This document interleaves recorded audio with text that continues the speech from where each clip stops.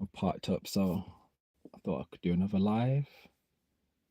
Um, but yeah, I wanted to talk about accountability and how important it is and how it will change your life. So I spoke about breath, change your life, and I want to talk about accountability, how that can change your life as well. And I think we live in a world where it's so easy to pass the blame on anything you're going through. And an example would be if you're with someone and let's say they cheated on you, it'll be very easy to blame that person because they did a thing and it's affected you. But ultimately, we are in full control of uh, the way we are affected by things. So if you can change that, then ultimately you hold the power. You give your power away when you're affected by the things that people do that may that you feel has affected you. So if someone cheats on you, for example, like I said, it's very easy to pass that blame because it's their fault. They did the thing. They were meant to be committed. Um, but when you, and then after that, let's say for example, you split up with that person, you then move on very fast. Then you get with somebody else, the same thing happens again, or they treat you in a particular way, and the cycle keeps going and the cycle keeps going. And then very often, what happens is people then turn around and say, whichever person you're going with, like whether it's a man or female, they say that they don't treat you good or all they do is cheat. But to be accountable is a completely it's the next level. To be accountable would be okay, well, if that person's done this thing, take it as a sign, you can move on. But the moving on would be mindful about how fast you get into the next relationship. Be mindful about how much time you spend with yourself. Are you spending enough time with yourself? Are you running into a relationship with somebody else because you don't have a relationship with yourself? That's one of the key takeaways. Are you jumping into relationships because you don't have a relationship with yourself? And ultimately, everything stems from the inside outwards. we tend to look for things we tend to look for things outside of ourselves that we haven't nurtured within ourselves. So if you're looking for happiness, people look for happiness outside of themselves because it hasn't been cultivated internally. And I would say that I'm a happy person, but my happiness doesn't mean that I have to smile from cheek to cheek and showing all my teeth all day long. It's an internal happiness. It's an internal happiness that I don't have to explain to anyone. But because I'm well in tune with myself, and this has been a journey. I've had my own life experiences, as we all do. But it's how you get up from them.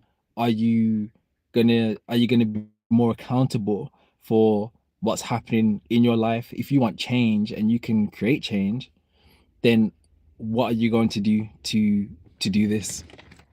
It's about being mindful. It's about being, having that self-awareness. And yes, we may not have the self-awareness to be accountable yet, but when you are accountable and when you are self-aware, the only way up the only way up is up.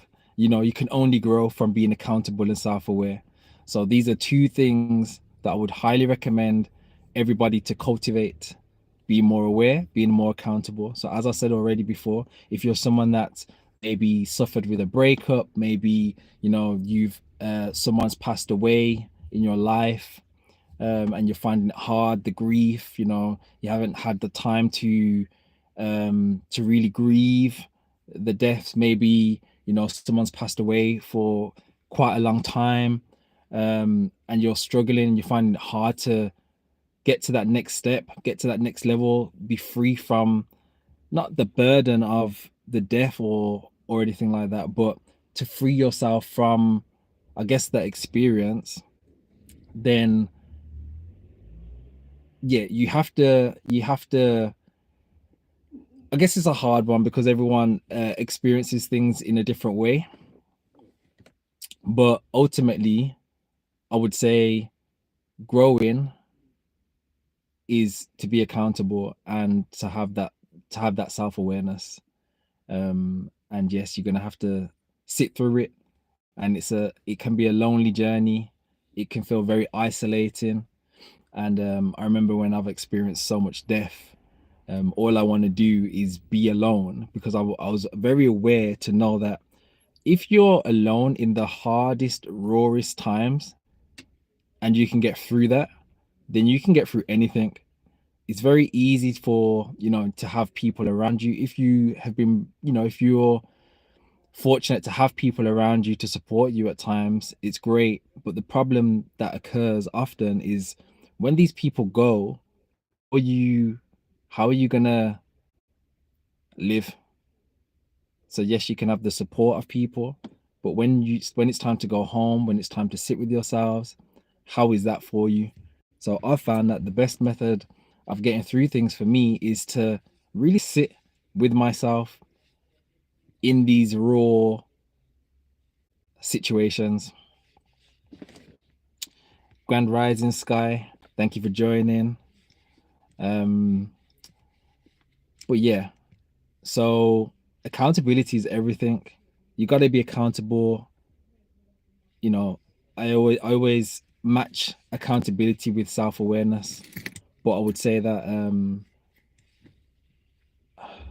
I guess you can have one without the other, but ultimately you want to be able to mirror these two things. So if you have one of them, you're halfway there of getting the other one. But if you have none of them, then it's a learning journey, and you will continue to have experiences in life that's going to reflect to you what needs to be worked on. But if you keep passing the blame, it's going to be hard for you to identify and hard for you to see what needs to be done. So yeah, accountability is showing up for yourself. If you're a people pleaser, maybe the people pleasing comes from, a lot of the traumas that we have stem from childhood. Maybe you wasn't acknowledged when you was younger. Maybe you felt left out when you was younger, whether it's in school, whether it's from like parents. Maybe you've always felt like you've had to prove yourself to others. And once you're able to heal that, once you're able to acknowledge that and be self-aware about that, you will grow and you will then start to nurture from within. And when you've nurtured that from within, you will no longer be seeking the approval from other people. May I try you? I won't keep you long. Totally up to yourself. Good to have a good, nice day. Anyway, uh, so yeah, be accountable for your life. So if you're a people pleaser, then it obviously maybe it's about looking in and looking back to see where this stems from, where